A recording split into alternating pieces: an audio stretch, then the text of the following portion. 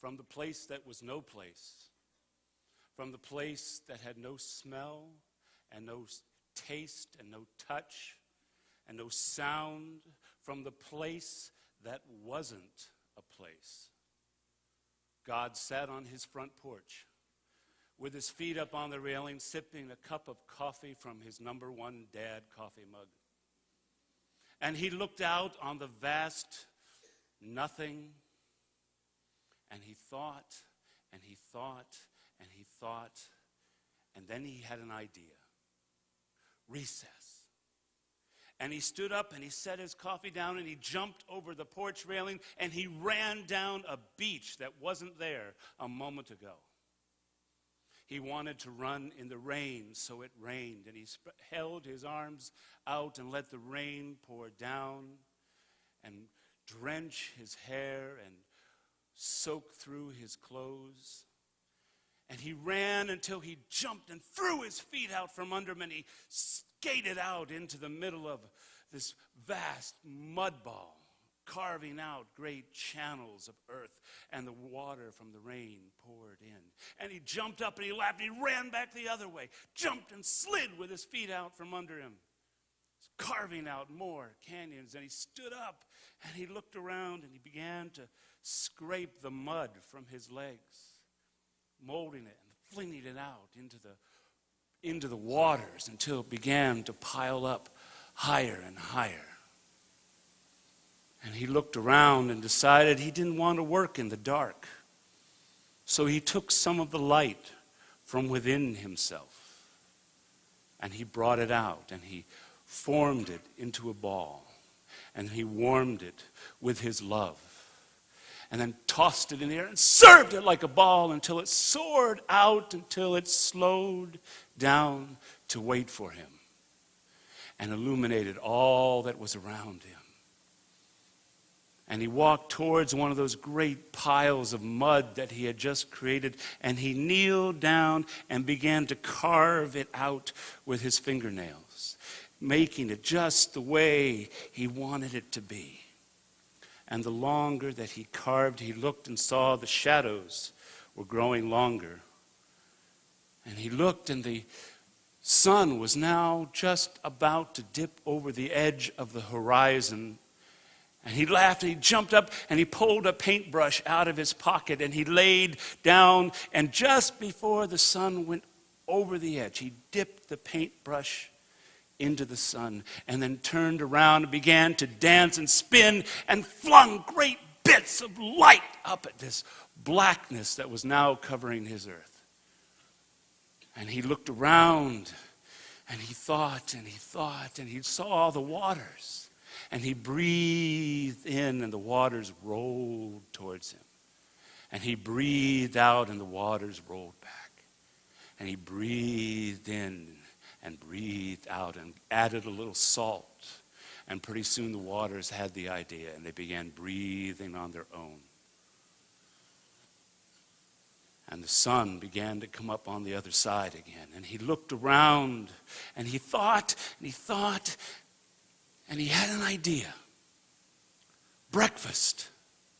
And he reached down and he pushed his thumb into the earth, and from that thumbprint a forest grew. An orchard of apples. And he picked one of those apples and he took a bite, and as the juice from the apple dripped off of God's chin, it landed on the earth and more orchards grew. He began to pick the seeds out of his apple and flick them like a 6-year-old flicks a booger into flicking it, or junior high, and flicks a booger out. Each place those little seeds landed, more forests grew, jungles grew. And he looked around and he thought and he thought and he thought. And then he had an idea. Company. And he stood in the beach where the ocean waters rolled up toward him, and when the waters touched his toes, fish began to swim out from the feet of the Creator. Dolphins and whales and little fish and big fish out into the ocean. And he looked down and it kind of tickled. And he clapped his hands together, and from the air between God's palms came birds of all kinds. Big birds and small birds. And some flew off to be around the mountains, and some flew off to be in the deserts, and some flew into the forest, and some just hung around the ocean.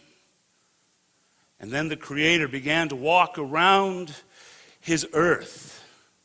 And he scraped the mud from his fingernails, and he formed it into animals, one at a time, and he would put them into the pockets of his cargo shorts until they were full. And when they were full, he walked around, pulled them out, and let the animals go one by one, freeing them. And some of them went to the mountains, and some of them went to the forests, and some of them went to the deserts, and some just hung around by the ocean. And God looked around, and he thought, and he thought, and he thought, and he said, I'm lonely. And so God got the potter's wheel down from the attic, and he put the leather apron over his head, and he tied it behind him, and he grabbed the tail of a passing comet and used it to tie his hair back. And he took some snow from the tops of the mountains, and he took some water from the oceans, and some sand from the desert, and some earth from the forests, and he began to mold it together. And then he flipped the on switch of his potter's wheel and set the clay down and began to work.